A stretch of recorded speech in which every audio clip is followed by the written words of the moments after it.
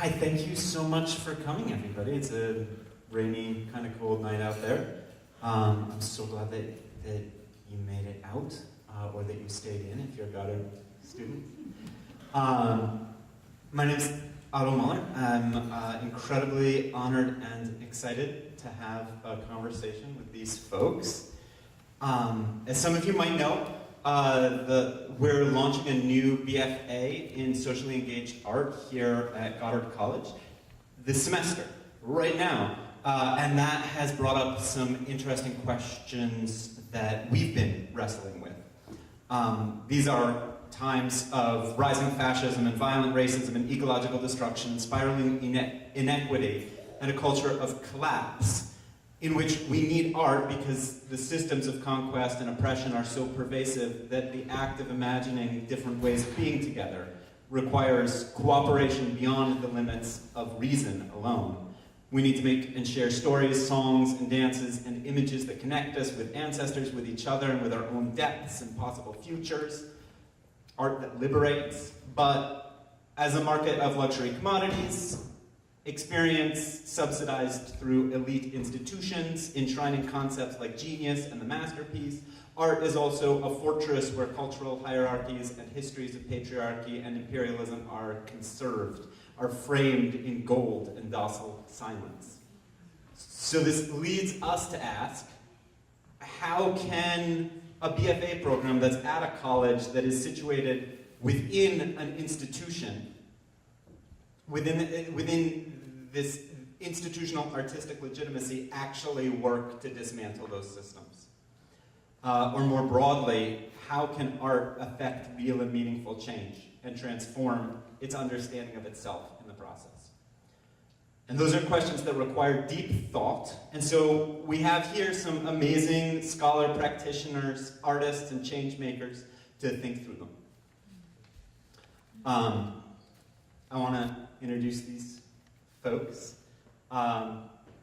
Heru Khuti Sharif Williams is a cultural studies scholar, a sex researcher and educator, systems theorist, filmmaker, playwright, poet, and performance artist, whose work operates at the intersection of race, culture, sexuality, and spirituality. Two of his plays have been performed at the New York International Fringe Theatre Festival. He's studied with the renowned Brazilian theater director Augusto Boal, and has performed at the Bowery Poetry Cafe and the world-famous spoken word incubator Brooklyn Moon Cafe. A scholar in sexuality studies and advocate in bisexual awareness, Heru Khuti is working on the film No Homo, No Hetero, a documentary about sexually fluid black men in the United States. And this semester at Goddard College, where Heru Khuti also is faculty in the new BFA in socially engaged art, he co-founded the world's first sexuality studies program dedicated to decolonizing sexuality and challenging the whiteness and Eurocentricity of the field. Syrus Marcus Ware is a veneer scholar, a visual artist, community activist, researcher, youth advocate, and educator.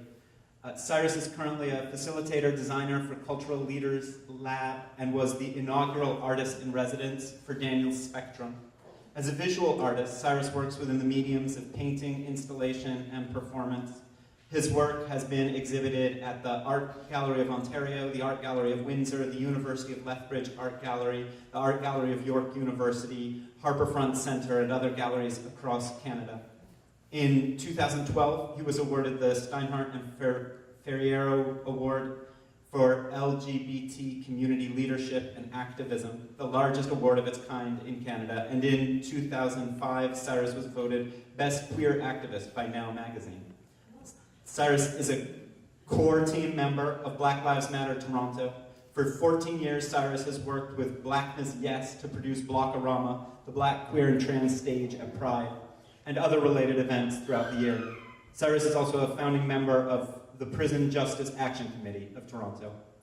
Syrus holds degrees in art history, visual studies, and a master's in sociology and equity studies, and is a PhD candidate in the Faculty of Environmental Studies at York University. And Clare Dolan is a painter, director, and performer of Cantastoria, toy theater, outdoor puppet pageantry, and stilt dancing, while simultaneously living a secret double life as a nurse in a small Vermont town. She's a veteran of the Bread and Puppet Theater, co-curator of Banners and Cranks, an annual festival of Contestoria performance, and founder and chief operating philosopher of the Museum of Everyday Life, an 8-year-old museum experiment in Glover, Vermont, whose goal is to explore, analyze, and celebrate everyday life objects. Welcome to you all.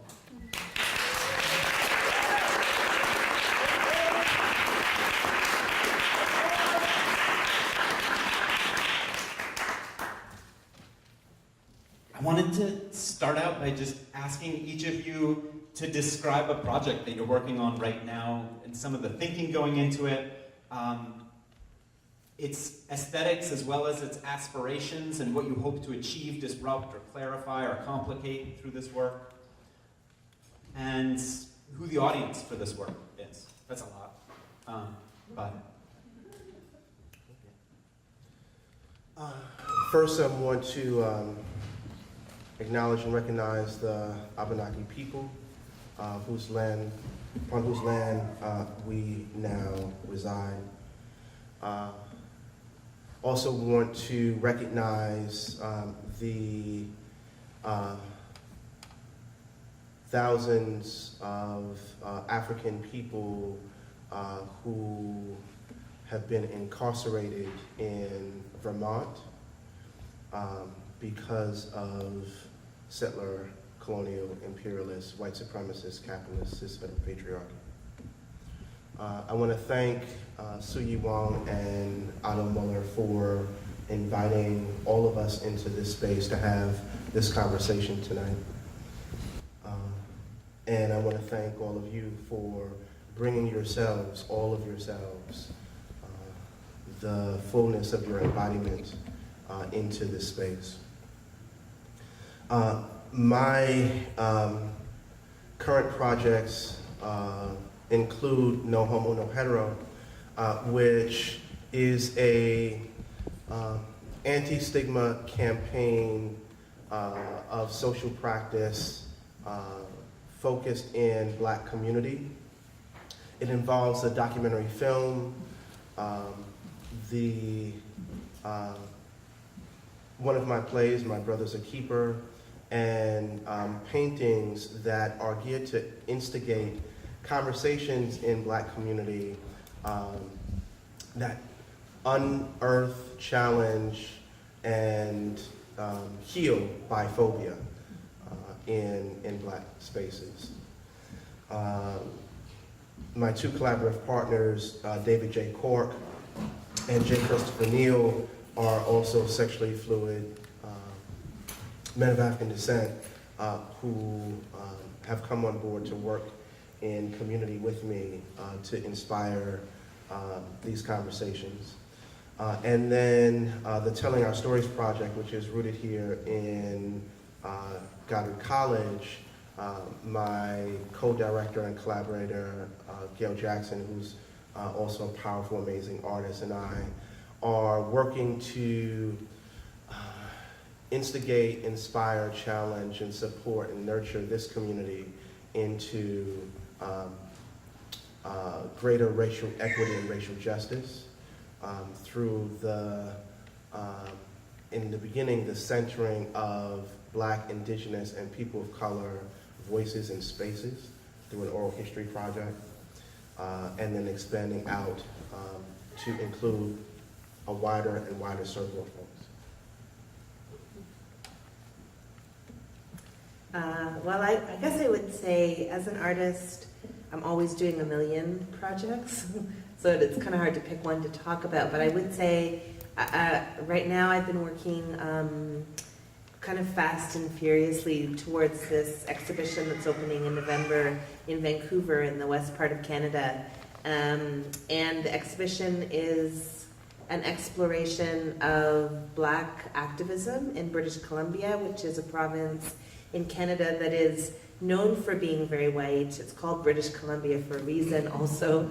And yet there's this sort of tradition of Black activism that spreads back to before the Emancipation Proclamation, when a lot of free Blacks moved to the Queen Charlotte Islands to set up free Black colonies in the north part of Turtle Island. So I did a month-long residency there last year, researching Black history in that place and meeting Black, queer, and trans people who were living and working in the Vancouver area.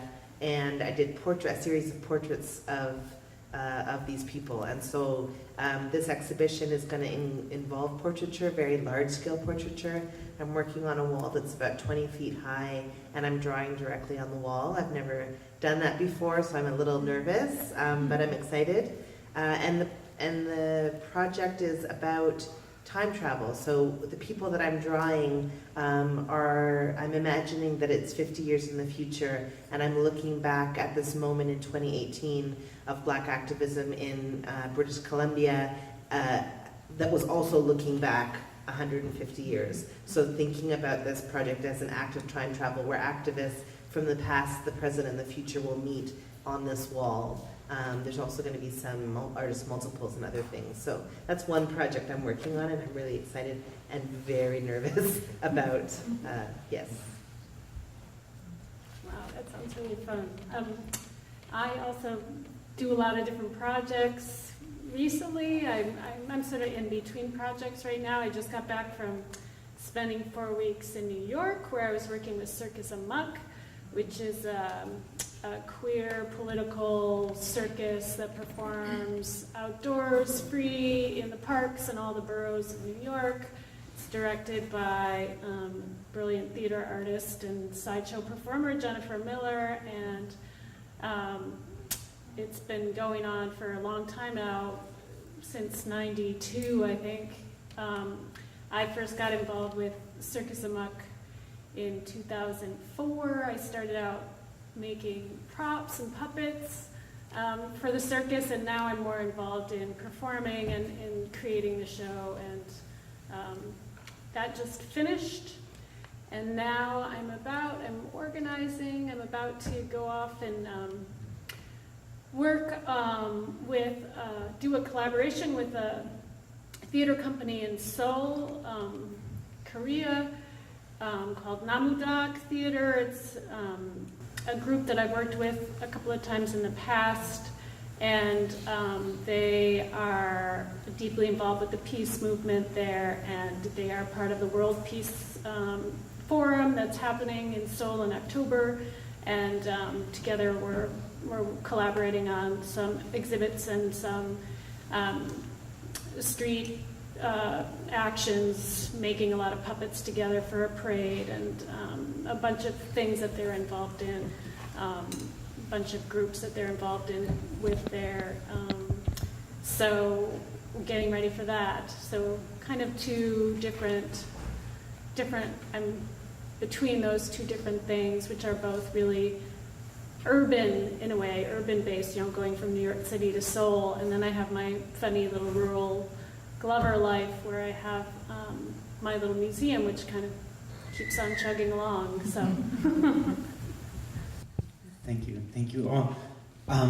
And I guess we can I'll ask questions, and whoever wants to answer them can just jump in. Among all the possible techniques and tactics for achieving liberatory social change, why make art?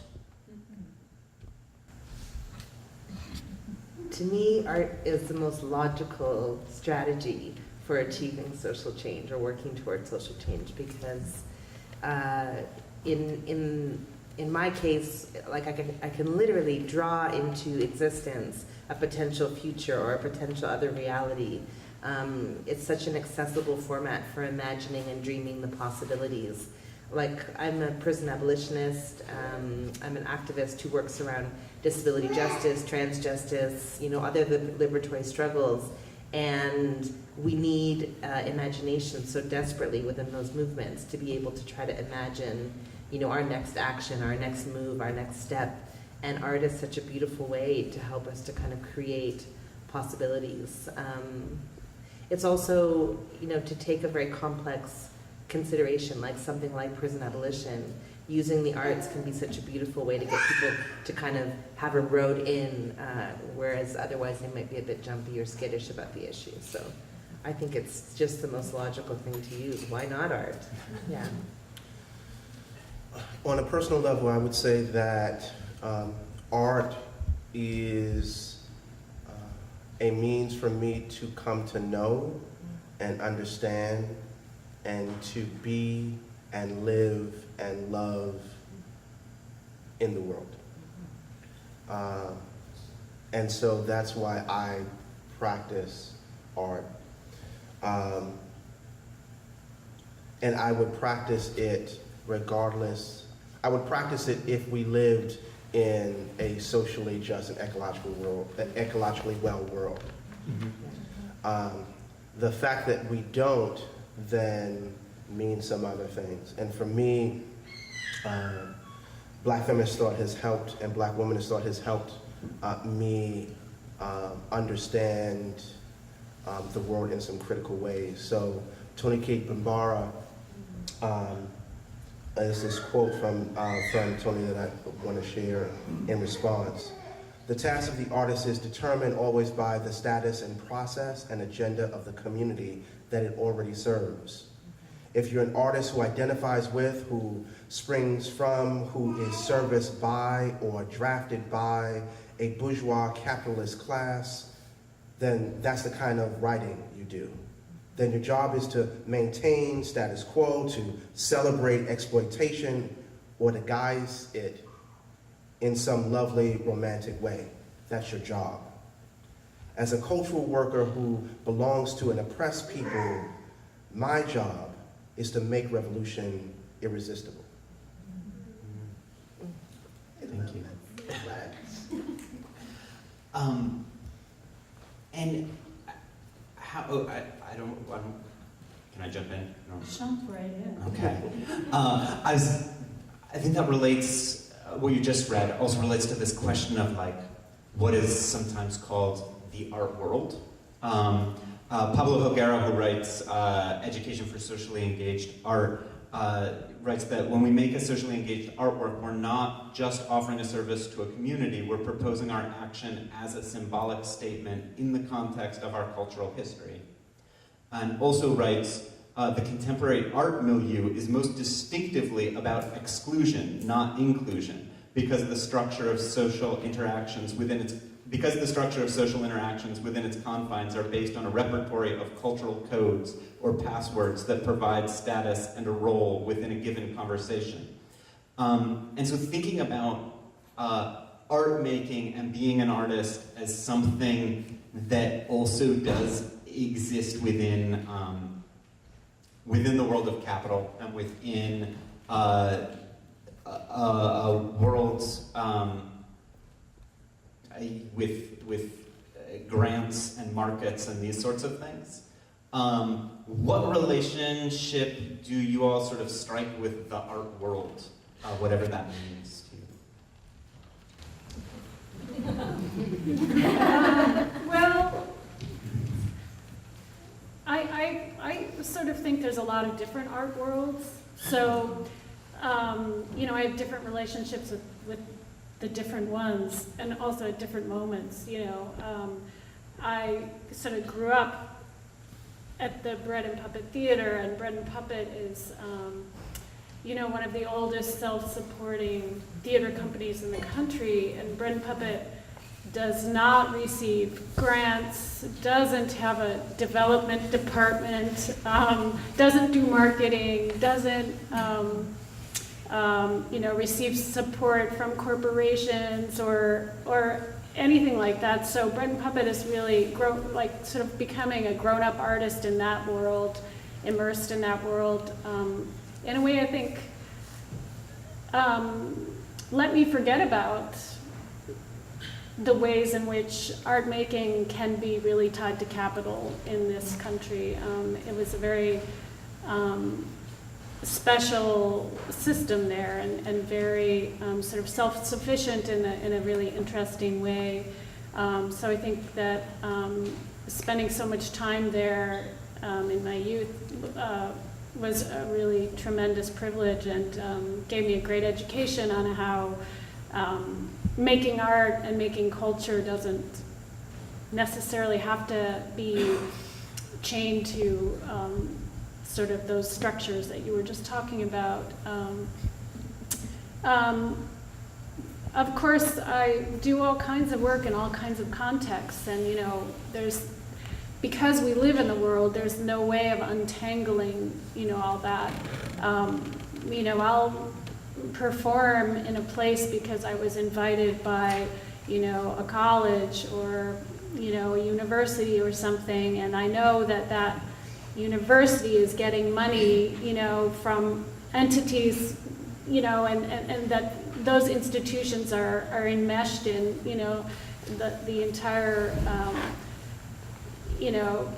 capitalist rubric, which, I chafe at so much. So, there's no way of being quote unquote pure, and disentangling or saying I have nothing to do with all of that, So I guess I've just, I'm involved in a lot of different art worlds in different ways, and I try to stay focused on the art worlds that are the vibrant, grassroots, sort of messy, anarchic, homemade kinds of art worlds that I, see and encounter all the time,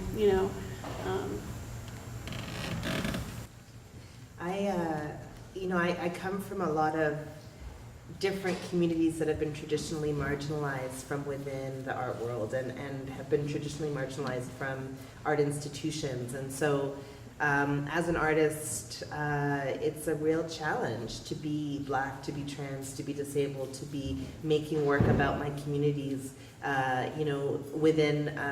absolutely within a network that is traditionally marginalizing of those places. But there's an interesting phenomenon in this current moment. Susan Kahan writes in Mounting Frustrations about the trajectory of limited interest in Black art, and then disinterest, and limited interest, and then disinterest that sort of follows social movement patterns, and how the sort of uptake or interest in Black artists during particular moments of civil unrest or of movements for Black lives doesn't actually translate into actual changes or systemic changes within the art world that would actually make a viable livelihood possible for Black artists. So here I am, in this moment as a Black artist making work that is palatable and interesting because of the social climate that we're living in, but that is easily commodified and sort of taken up by the institution in a kind of smarmy way. I think the same thing is happening with disability arts as well. Particularly in Canada, there's a new interest in funding and supporting disability arts, and in a way that can be very easily commodified by the institutions. So you see institutions suddenly now grappling to try to find ways to write grants to access disability funding, even though they're not actually hiring any disabled artists or people to actually work in the institution with disabilities. So it's a very complex question. And, go ahead. It's interesting because I was listening to you as you were reading my bio, and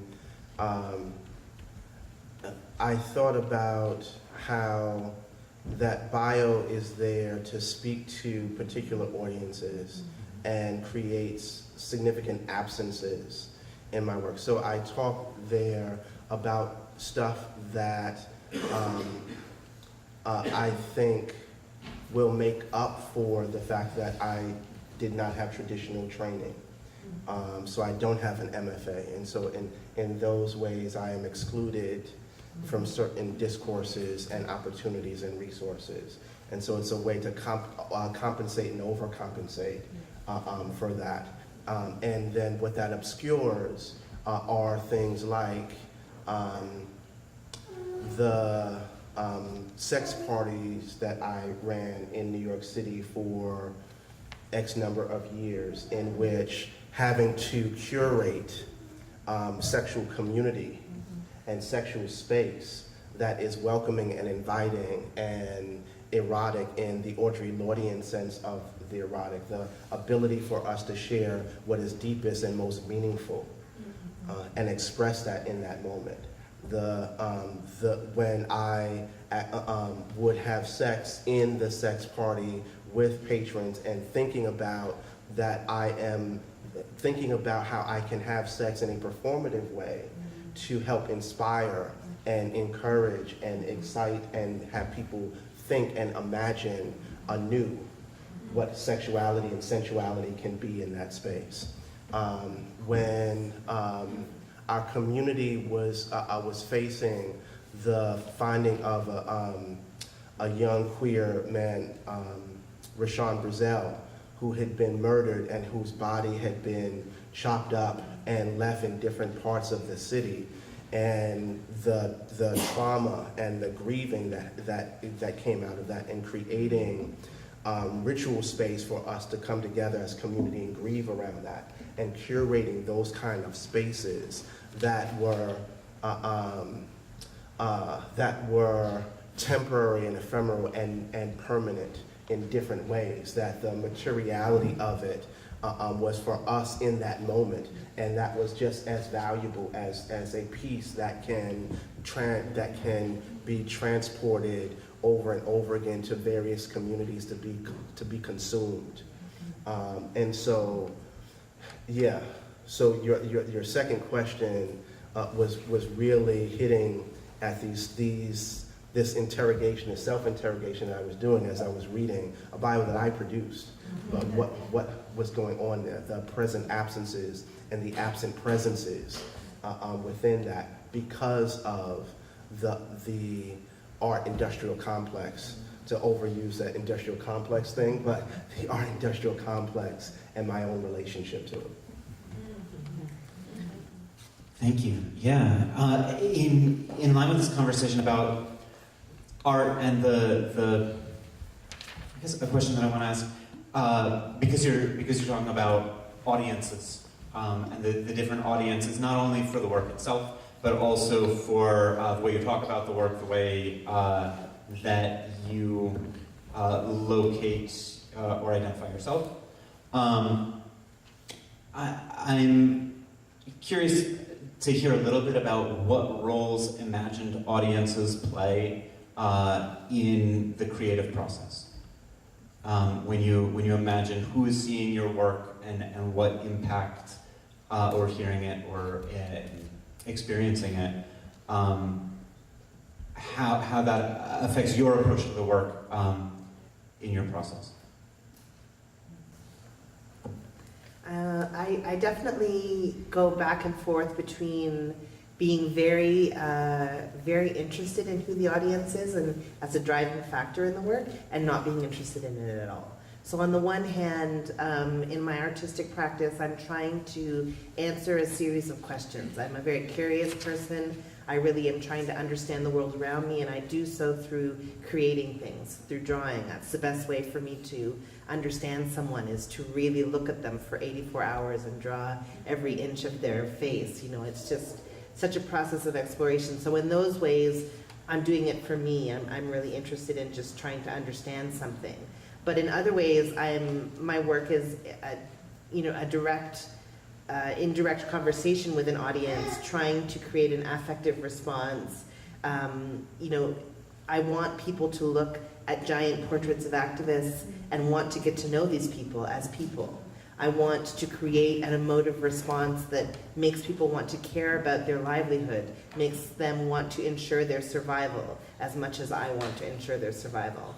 You know, in the process of doing a project called Activist Love Letters, you know, the audience is eminently important to that project. I mean, without the audience, there would be no letters. You know, the idea of creating a relationship between strangers or starting a relationship between strangers is absolutely about the audience, and I'm really interested in that. So I kind of go back and forth. I think that the audience obviously plays a huge role in why I make what I make, but I'm also driven by a curiosity that has nothing to do with the other humans. I'm just interested in being in the studio and just kind of figuring something out.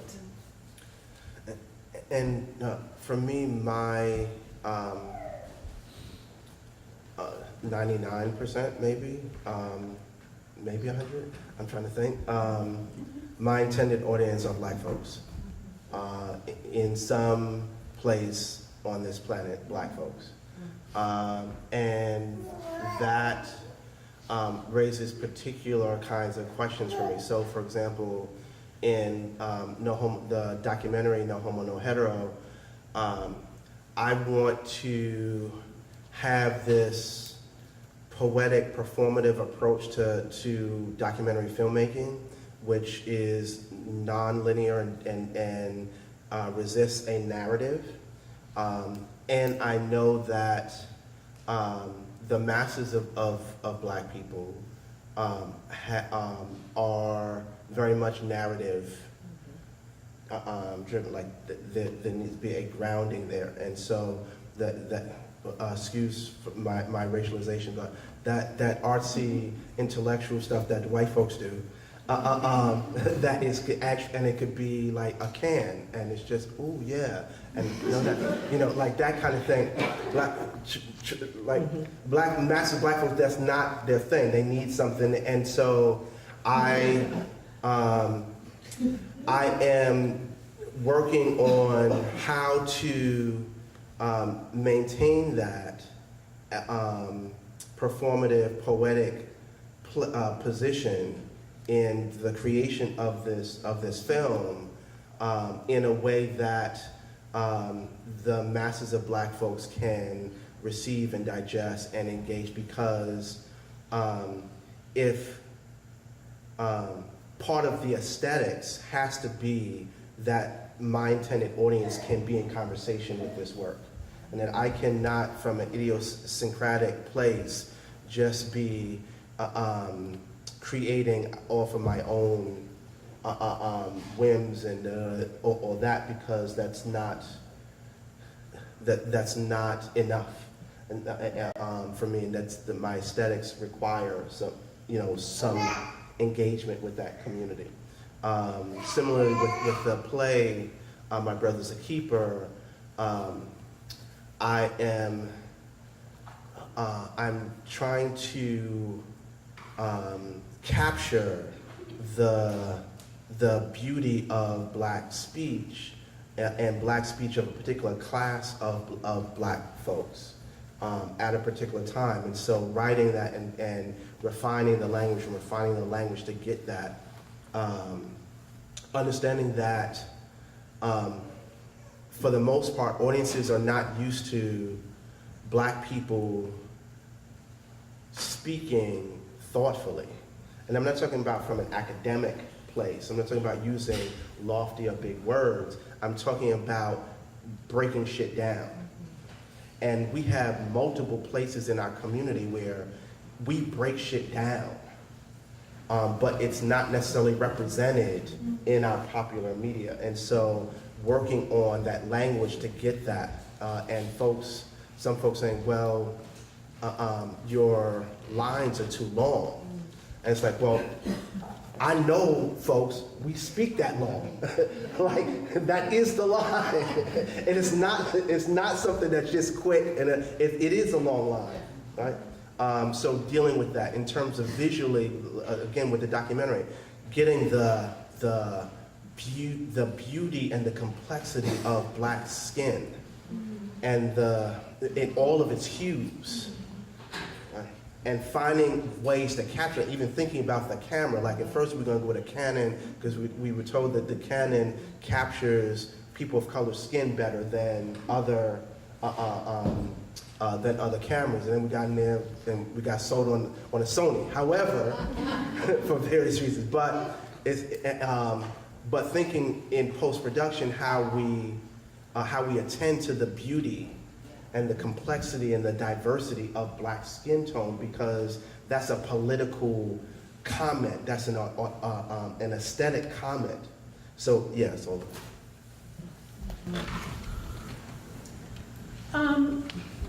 For me, the audience question is kind of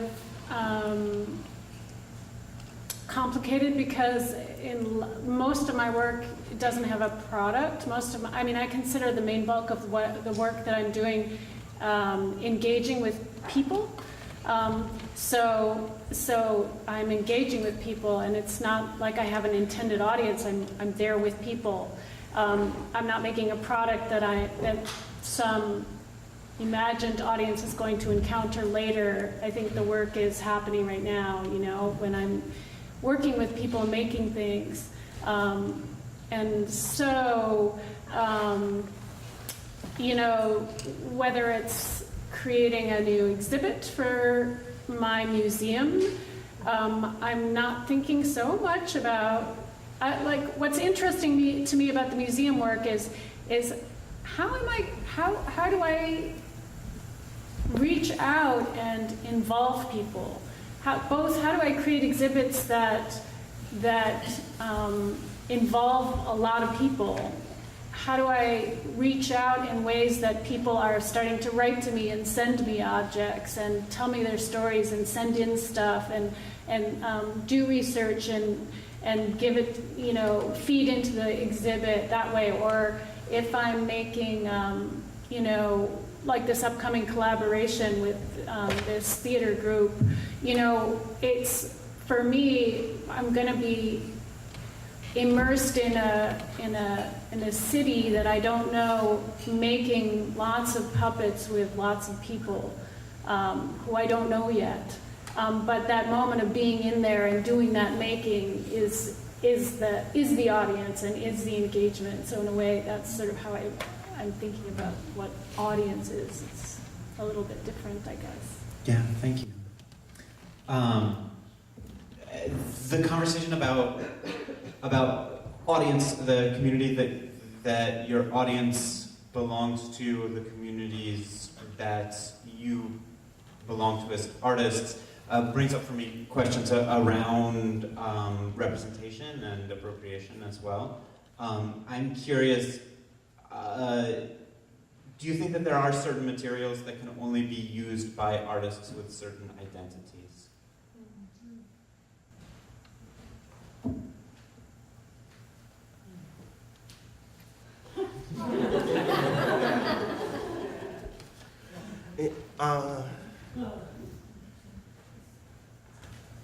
I can talk about my practice. And as an artist or as a scholar, I create and I research within communities of which I'm a member. Because that's a part of my ethics and politics. It's because it maintains a level of accountability. If you fuck up in your community, you got to deal with that in a way that you don't when you fuck up in somebody else's community. And it can also be very frustrating because, like, again, with the documentary thing, like, people have taken ownership of this documentary in the bisexual community. And as the executive producer, co-director, I have to recognize that and attend to that. And it affects my decision-making, creatively, artistic. And even when it's frustrating, I appreciate the fact that I have to have that conversation. So that's what I do. And the benefit for me is that I also then get to discover my community in ways that I had not before. It gives me the opportunity to see the ordinary as extraordinary, and see the extraordinary aspects of the communities of which I'm a member as ordinary. So yeah, I can speak my own practice. Thank you. Similarly, I work mostly within, similar to my activism. I'm involved in things that are directly related to my life.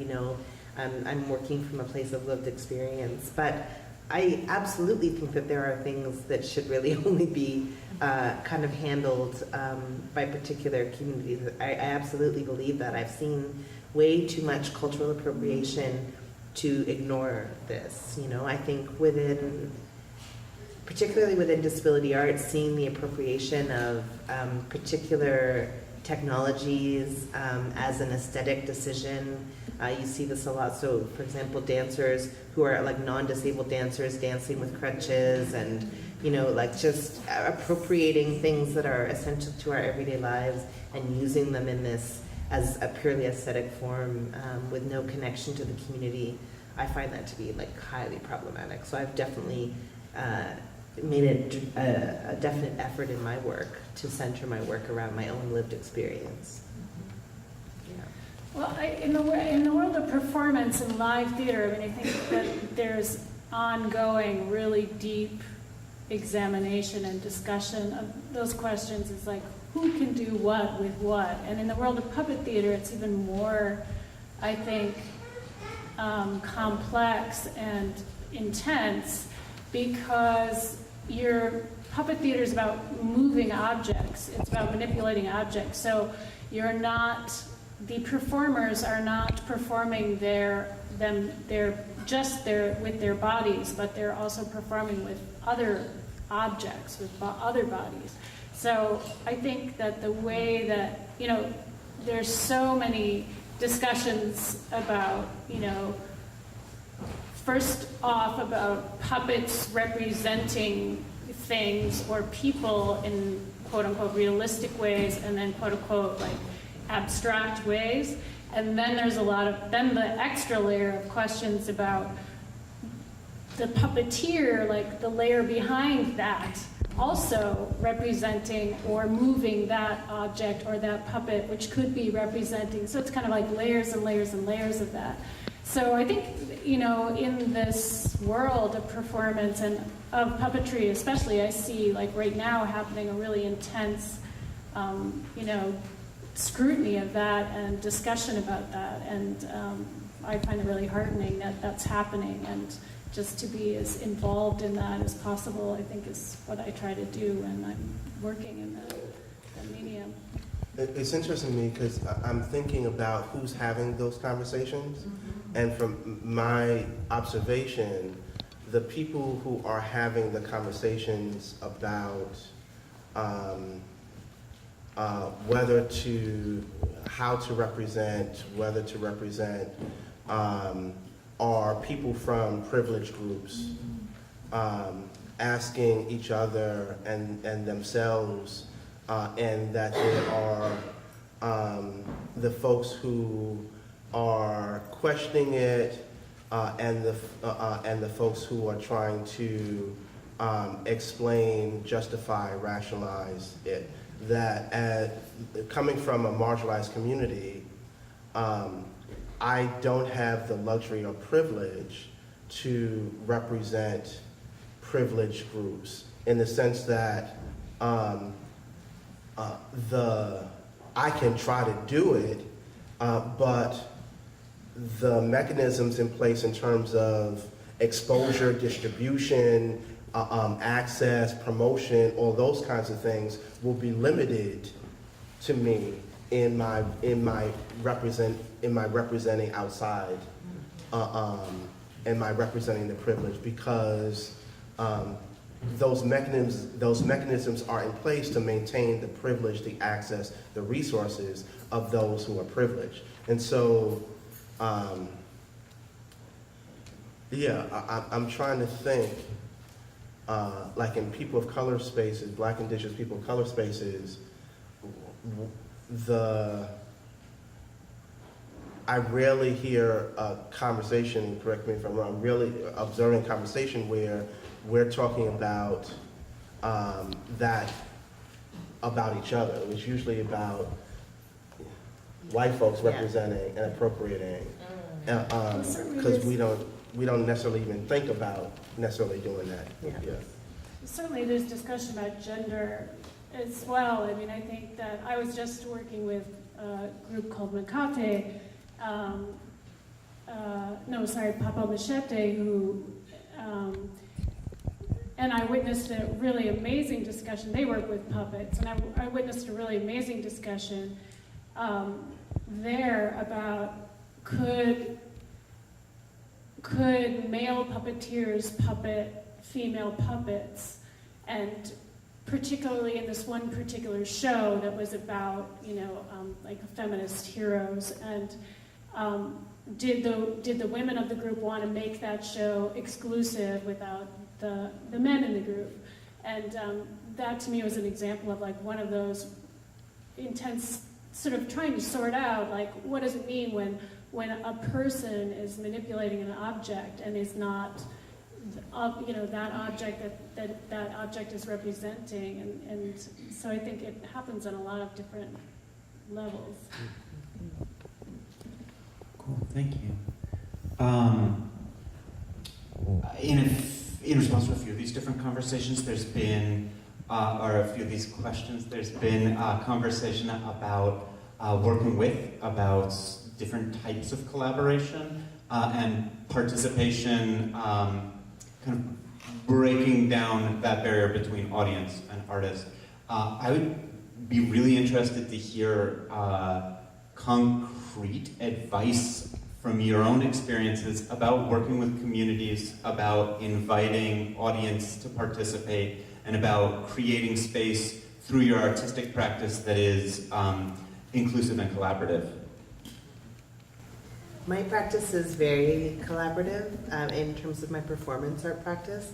But even in my drawing practice, I would say it's fairly collaborative. And I, work specifically with communities to conceive of the project from the beginning as a collaborative process. I'm very interested in the kinds of collaborations that are true collaborations rather than the kinds of collaborations that are like, hey, let's do something together, but I've already planned the whole project, and so here's what we're going to do. So I'm very interested in creating the kinds of conditions where we get to collaborate from the start.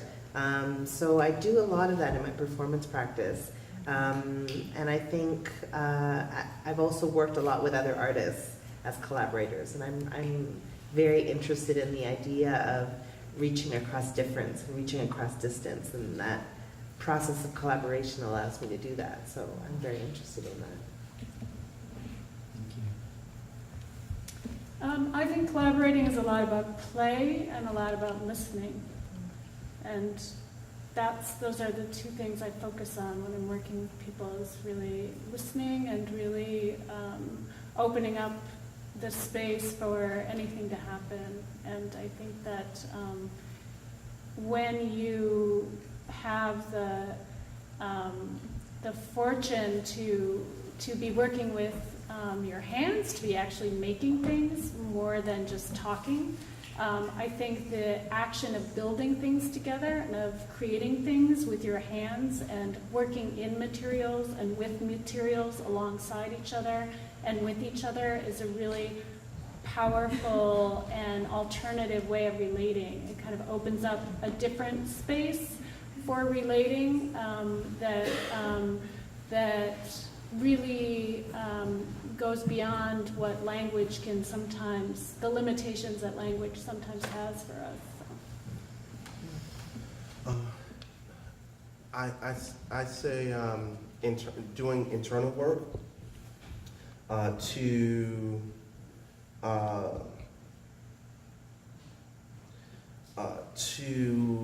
be clearer and clearer about your relationship with ownership, power, and trust,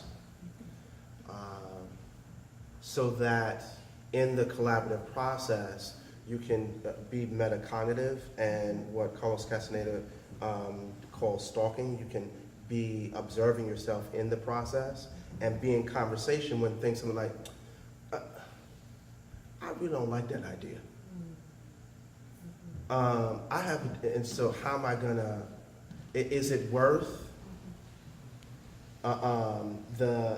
is it worth me having my way right now? Is it, can I let that go Yeah, so because for me, those things come up. It's like, okay, when I and my collaborative partners reach a disagreement, what comes up for me, and what's my relationship to ownership and power and trust, and can I decide, okay, yeah, I'm gonna let that go? Because any other time, collaboration is great. Like when it's going well, right? When y'all are on the same page, and then that's fine. It's those moments when y'all are at an impasse, or y'all have different needs, or your spirits are saying different things. Then who are you in that moment? And how can you be in community and be in collaboration with those folks in that moment to find your way through? And for me, it's about being able to sit with my own stuff and recognize what's my stuff and what's going on in the situation. It's recognizing, okay, how invested am I in this particular moment? Yeah.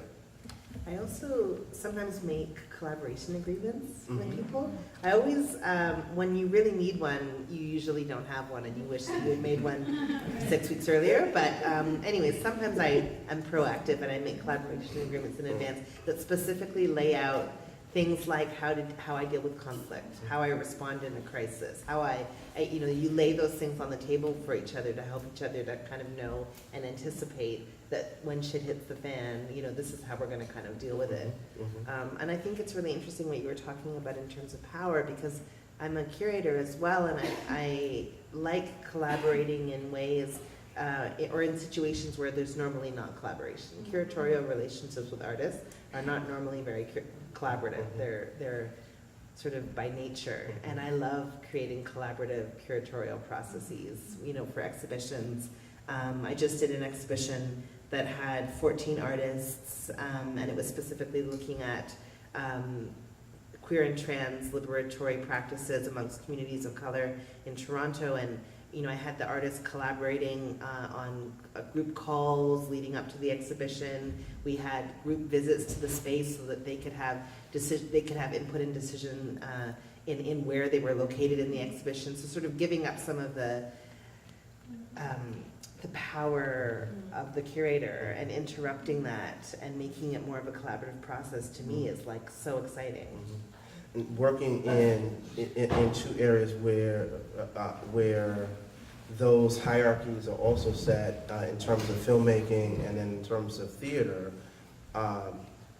The filmmaking. So I'm working in a co-director place, and I'm loving that because it's not just filming a scripted thing. We're also creating spaces that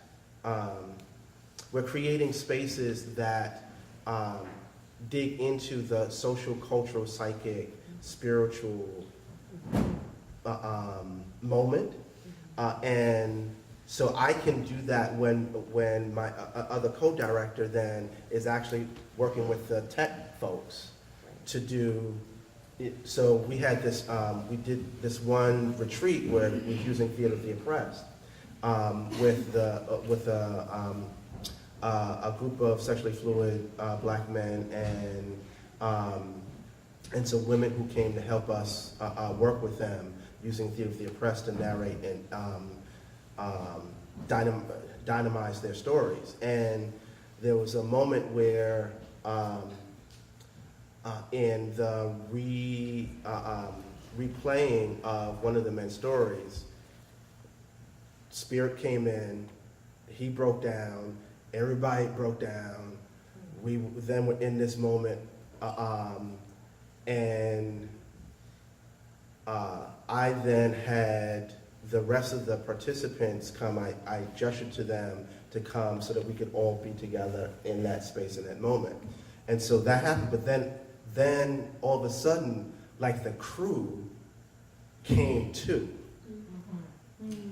And so my co-director, he came, but then he realized, okay, he then went back because no one was then operating the camera. So then he went back to get on the camera. But it's like those kind of collaborations as well, because for me, I'm trying to also do ritual in an African context, do ritual with this work. And there are times where it is important for me to give up that hierarchical Western control of the situation and allow for these other forces and spirits to come in, whether they be a human being or non-human, to do that work. Yeah. Can I ask a clarifying question? Do you see I guess I kind of conflated the terms participation and collaboration, and in the last question, and so I'm curious how you guys see overlaps and differences between those two concepts. Yeah, I mean, participation isn't always collaboration, obviously. You know, it can be a very different thing. I invite people to come and participate in projects all the time. You know, I'm going to invite all of you to come and write love letters tomorrow to strangers, because that's a really fun thing to do, you know. So definitely there's lots of different kinds of participation that isn't collaborative necessarily. So I would, yeah, I can see that there are separations in those terms. I think where one enters. So for me, like you said earlier, collaboration is usually as early into the process as possible. And it's an ongoing relationship with whatever the thing is. Participation, you can come in and out, and you may or may not have any relationship to it at any other stage beyond your participation. So that's one distinction. What about for you, Clare? Because it sounds like a lot of your practice, maybe some of the lines between participation and collaboration might be blurrier. I don't know. No, I mean, I think it's the same. I think of collaboration as you know, being involved from the beginning. I think it's a really time-based kind of thing too, like being involved from the beginning and really,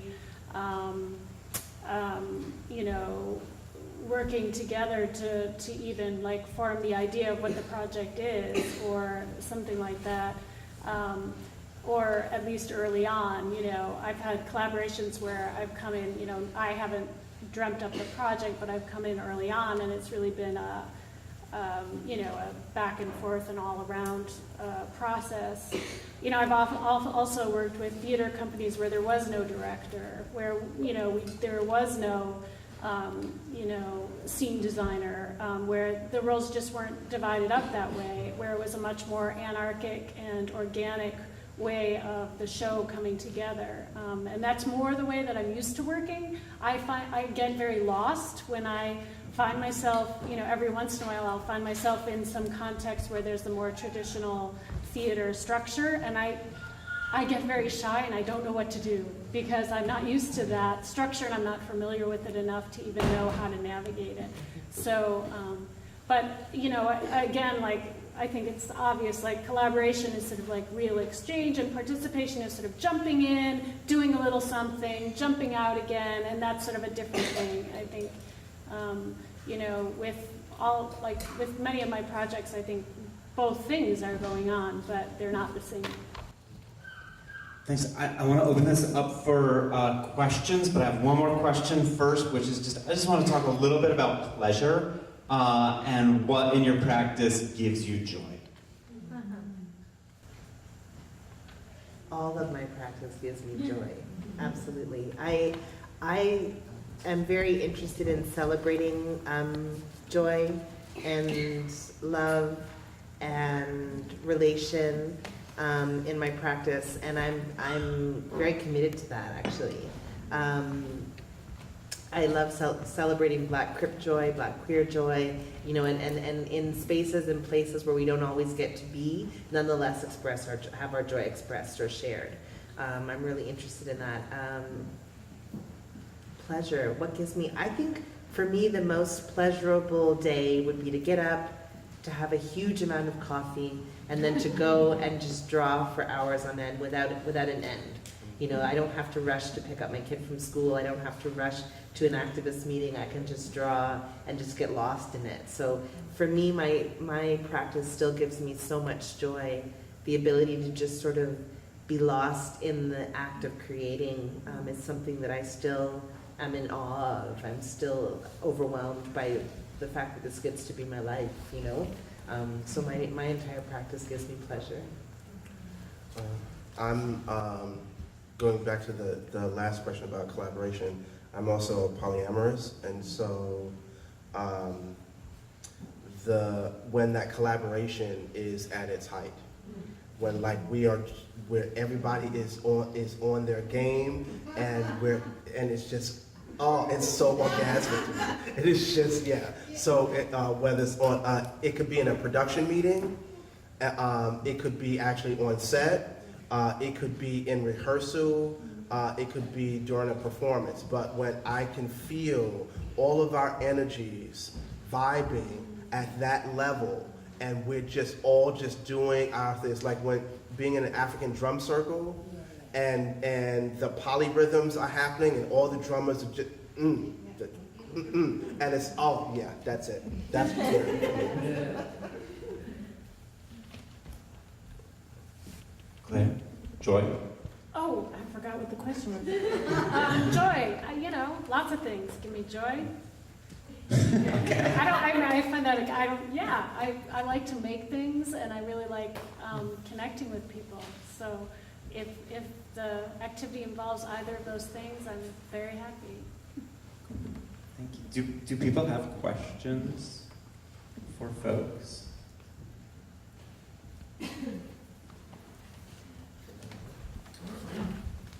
Hi. Thank you so much for being so nice taking this little stroll with y'all tonight. I'm going to be a fly on the wall for your conversation. I'm really psyched about using art and performance to do things you're not supposed to do, like misdemeanor criminal things, in spite of the people who would rather you didn't, specifically. So sorry if that's obtuse. I mean, using art as the implement for protest, instead of it's the face of a bunch of people repeating a short phrase over and over again. You're actually using some visual art, some performance to interject into a place that you probably do not have permission to be. And do you guys ever do anything like that, or what do you think about that? So it's like, do we use art as a way of sort of creating, like doing some sort of civil unrest or activist movement? Is that sort of the question? Yeah, I don't know, maybe an example like with Bread and Puppet, we did a 6-act circus in the TD Bank, inside the TD Bank for Standing Rock. Yeah, I did a project last year that was called The Stolen People, and it was a collaboration with another artist named Melissa Watson, and we, in the middle of City Hall, for this all-night art fair, we created this fictitious, futuristic government workstation that was sort of making fun of the very real government workstation that we were sort of located within, which was City Hall. And in this government workstation, people did mundane tasks in this sort of post-apocalyptic future. And by night, there was activists that came up through the bunkers and took over the government workstation and did all sorts of rebel things. And so we created this fictitious world where that happened. But what we were actually saying was, that's actually what's happening though, because we actually are at City Hall, and we are rebels, and we are coming at night, and we are actually taking over your workstation, and we are actually making it into something different. So yeah, absolutely, I love doing things like that. Can I ask a follow-up question on that? Yeah. Did you have permission to do this? I did have permission to do this, yes. So I have, I get asked to create work in public art contexts or in public galleries quite a bit, and I always think, how can I use this moment? How can I use this platform or this profile to do something that will be disruptive to the status quo? I always think that. Whether or not it's a super political project or not that ends up being the outcome, that's always something that I'm thinking about. So in that context, I was asked to do something for Nuit Blanche that was going to be happening at City Hall, and I was like, okay, I have to use this as an opportunity to critique what's happening at City Hall and some of the things that were taking place. And when you are doing things that you don't necessarily have permission for, like 14-day protests in front of the police, the Toronto... 14-day police occupations, or, stopping a parade of millions of people for 30 minutes while the Prime Minister gets held up under a banner that says the opioid crisis is killing people, yes. When you're doing things like that, do you have any thoughts on how using this sort of, the idea of art and the status of an artist is that helpful in terms of negotiating little things like the fact that you're breaking the law? Yeah, absolutely. Being an artist does kind of give me an opportunity to poke in certain directions that I would otherwise not be able to do. But I would say, yeah, I think that being an artist does give me an opportunity to kind of push in a way that I would otherwise not be able to do, just if I was just doing it as an activist, for example. Yeah.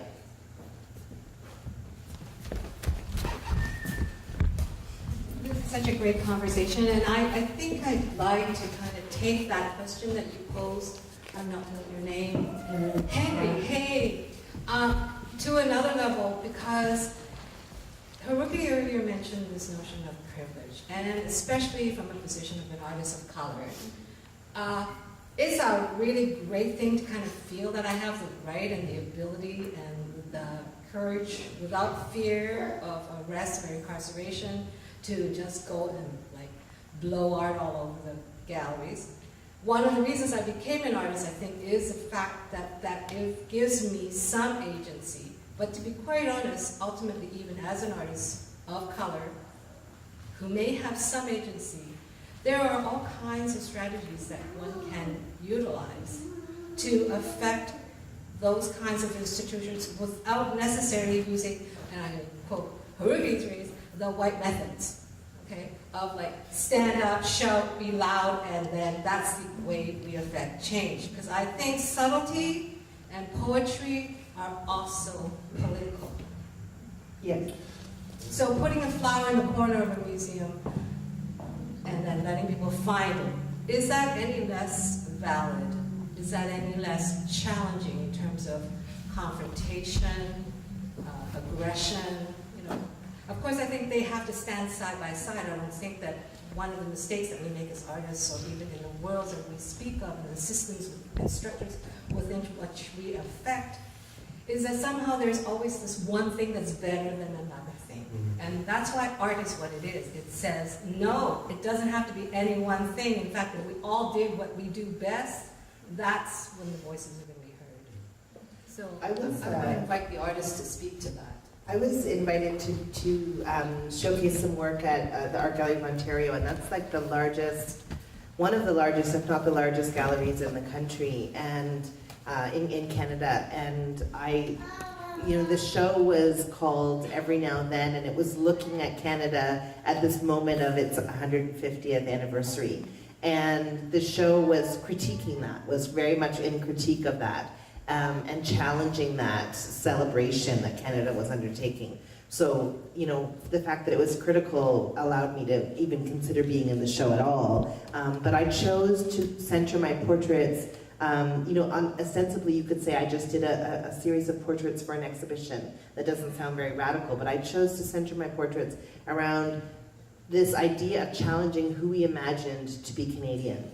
And so I chose to center my portraits around an image of Yusra Kogali, who's a Black Muslim woman who had done a lot of direct action and a lot of work within the movement for Black Lives and with Black Lives Matter, and had been really vilified in the media because of the things that she said. She famously said that Justin Trudeau, our Prime Minister, was a white supremacist. Well, he is, actually, but it was so radical that she said it, and she was really vilified for saying that. So I was like, okay, I'm going to use her portrait as sort of the center for this conversation, and then did other images of Black trans people, of Black disabled people, and really trying to challenge this idea of who we imagine Canada to be. So I think that it's really useful to be able to use your role as an artist to kind of push in whatever area that, and I think absolutely, Suyu, that was a very subtle intervention that I did, but it was absolutely an essential intervention. And for me, it was the only way that I could have participated in the exhibition. You know, politically, I couldn't have done it unless I was doing that kind of an intervention.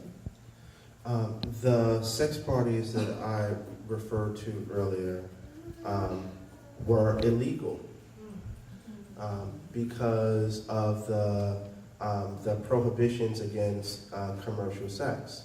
So the fact that we were in a private space and people were paying admission to come in to have sex with each other, consensual sex with each other, was illegal because of the prohibitions about commercial sex. So we were risking a raid and arrest and incarceration in that context.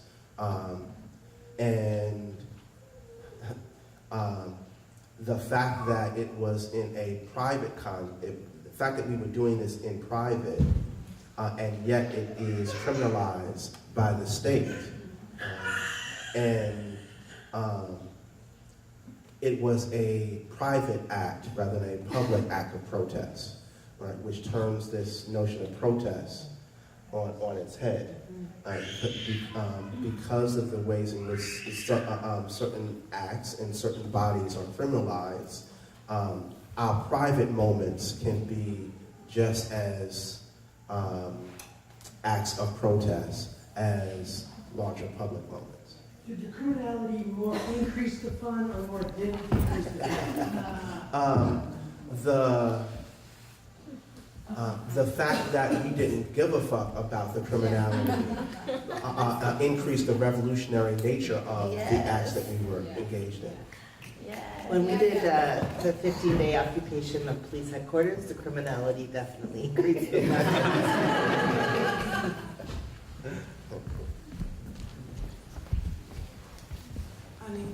I have sort of more of a comment. I want to share just a little bit of my experience as a mixed indigenous two-spirit person.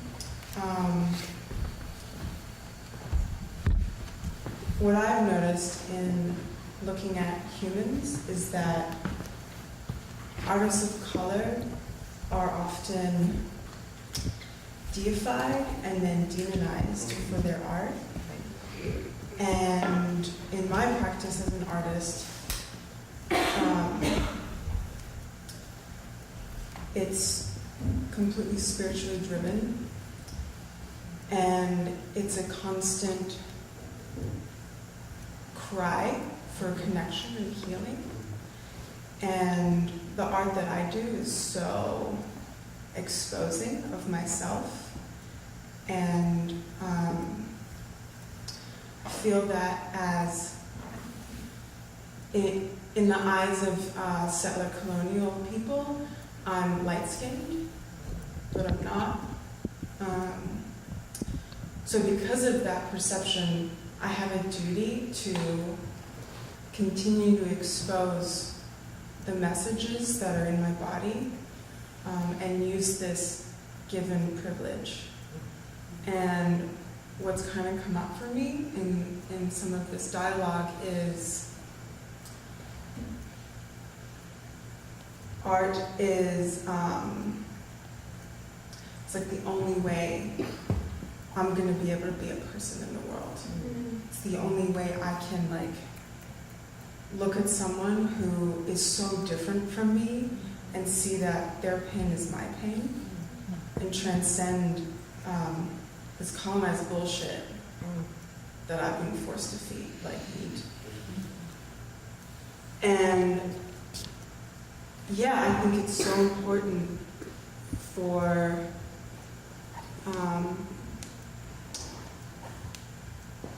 European descent artists in this country to give back space. And it's not like I'm gonna move out of the way, it's I'm gonna get on a plane that has no hierarchical nothing. Yeah, and as a person living in Canada, I have an Australian white mother, so the politics was sort of similar. Yeah, I think it's so important for the people of color, Indigenous people, to have that space respected and not tampered with, right? Yeah, so it's kind of what's coming up for me. Thank you. Your comments remind me of the life and work of Jean-Michel Basquiat, who was a bisexual Haitian-American young man, coming from a middle-class background, embracing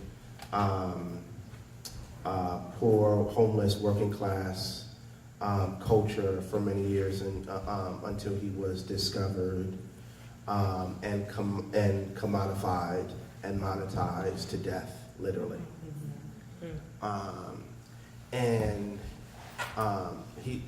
He's one of my inspirations artistically, and when I see films made about him from people of European descent, and go to exhibitions where people of European descent are encoding and decoding his work for audiences, and missing, like you cannot understand Jean-Michel Basquiat without understanding voodoo and Haitian culture, and completely can't see the vivid in the work. And the fact that he was grappling with spirits and energies that were speaking to him, but because he hadn't been initiated carefully into a system where he could be in conversation and communion with those spirits, and so then taken off into this art world that didn't allow him to have that grounding.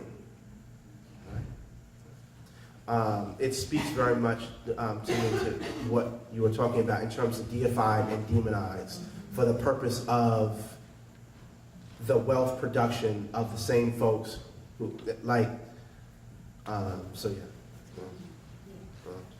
and part of my work as an educator and also as a spiritual godfather of artists of color is really to help provide that space for them to be initiated in their traditions, in my whatever, to have that grounding, that foundation, so they can be in conversation with the ancestral spirits and the elemental spirits that are speaking to them, talking to them, so they can then have that clear voice as an artist to express that to the world. Because I believe that we have the access to these gates. In the Dagara context, we call it Bodeme, the gatekeepers who have access to these gates to other worlds.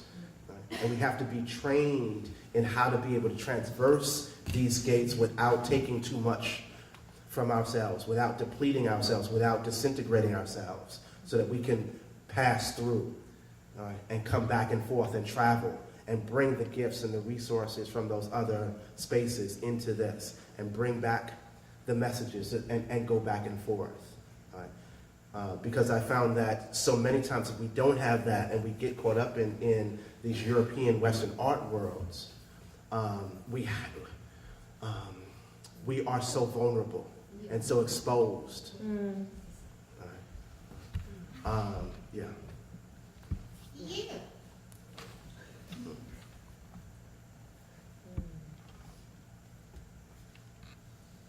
Are there more questions?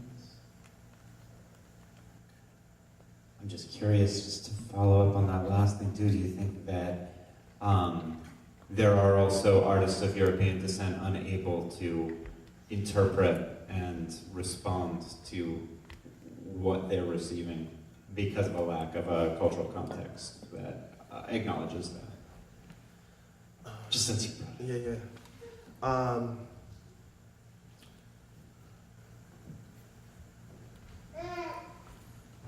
If art is the practice of sensitivity, I wonder what it must be like to be so sensitive and live in a world in which your people are practicing such great violence to themselves and others historically. To hear the ancestral voices of one's ancestors who were guiding the ships of the Middle Passage, were forcing families across lands and waters into genocide, who were consuming resource after resource after resource to fill a void inside that can never be filled by the consumption of those resources. What it must be like to be a being sensitive to those voices and hear them, and not have systems in place to manage the speaking of those voices on a daily basis. And so I do believe that there is work for artists of European descent in that regard to do.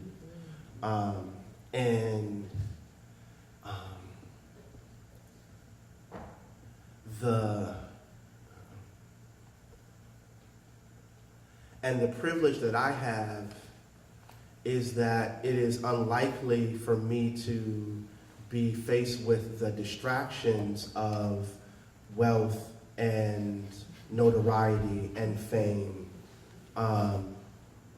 that would take me away from those resources.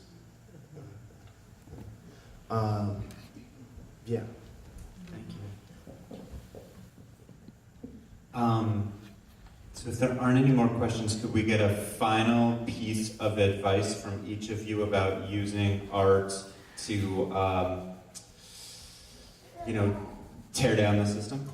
Yeah. I have a question. Oh. Yeah. Okay. The title of this workshop is like Panel Arts and Activism, right? Is that right? Yeah. Great. So I've been thinking a lot about, I could be totally generalizing and I welcome feedback. Art has historically been pretty like a foundation of culture and expression and learning, like learning, like basket weaving, yeah.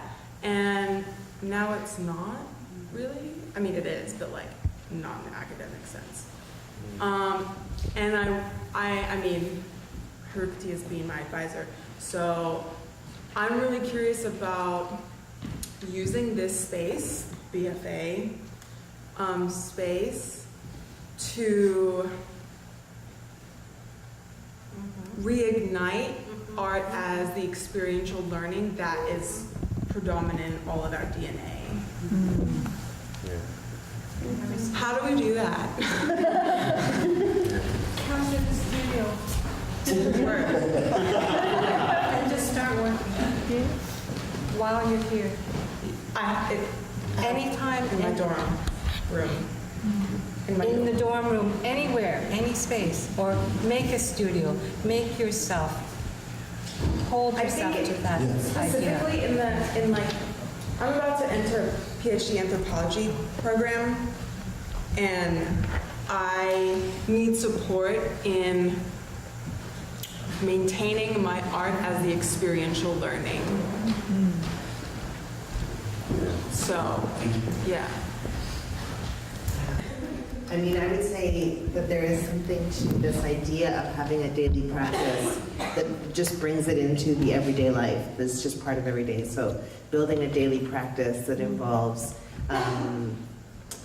making something every day, writing, with no intended purpose, drawing with no intended, like just making something every day, I think will be, like it's just so, then it brings it back to this core fundamental part of being alive, It's just part of, like me, I make my giant coffee and I start my day, and that's just part of my routine now, and making is part of my day. It's part of what it is to be alive today, is that I've made something, and that's part of what I've done.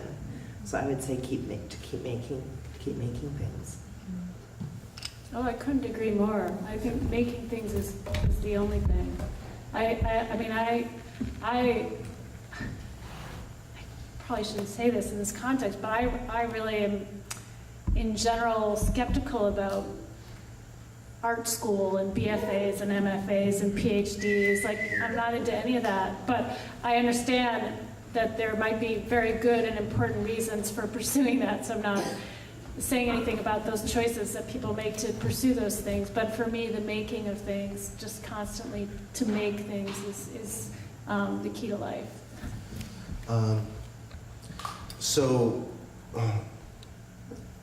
I studied martial arts since I was a kid, and the distinction we make between a martial artist and a soldier or warrior is that a soldier or warrior is trained to fight and to kill. A martial artist is trained to use the art as a metaphor for life and to be always engaged into a practice. Whether you are pouring a drink of water, or whether you are making love to your lover, or whether you are reading a book, or whether you are skiing, or whether you are sitting on a panel with other artists talking, that everything you do is a practice, is a performance, is a craft, is a again, going back to Audre Lorde's understanding of the erotic, it's an expression of what is deepest and most meaningful in you. And so doing that in everything you do, that making the art daily, is that everything that you do from moment to moment is an art, is a making, is a creating. And so you become mixed media, become a mixed media artist, because all of it,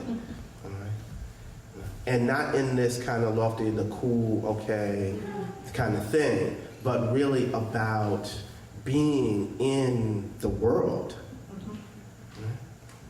and feeling the energies, feeling the relations, feeling what is going on, that sensitivity and that expression of it. In relation to the question you were asking about advice around art and activism, the thing that I would want to say would be that if you are interested in creating art that's rooted in an activist practice, that you start with an activist practice. Because there's a way that, we talked a lot today about appropriation, but there's a way that activism can be appropriated and taken up in in a particular way within the art world, you know, particularly now, where social practice is really hip and socially engaged practice is really hip, and activist aesthetics is something that people are, you know, kind of wanting to showcase, to really root your practice in an actual, like if you're interested in making socially engaged art, rooted in an actual activist practice, you know, because it breaks my heart, actually, to be honest, to see the ways that artists, you know, appropriate marches or appropriate, you know, forms of activism when there are activists out there whose lives are on the line every single day, you know, who are receiving death threats, who are really, I mean, and this is not an extreme way out there. This is a daily experience for a lot of activists.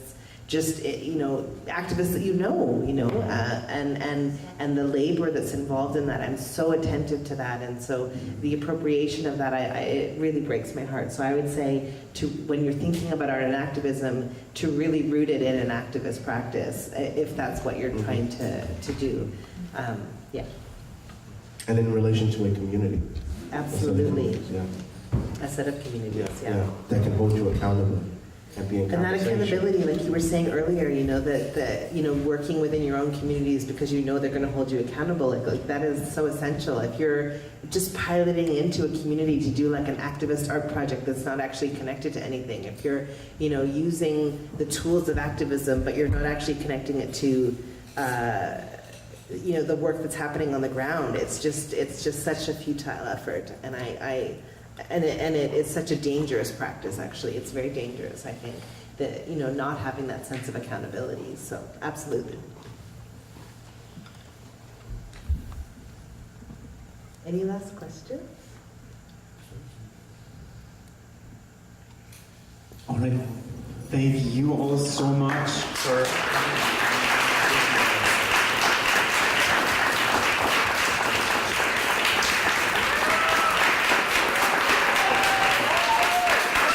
Now you have a question? I have a quick announcement, just that tomorrow at 4 o'clock here, we're going to be doing a little screen printing time where we're going to be making No Más Polimigra, Ni Una Más Deportación shirts in preparation for later on in the evening. We'll be making a series of banners that are going to be dropped in solidarity with the migrant community here in Vermont off bridges around the state. And the public and the BFA program are all invited. Thank you. Thank you.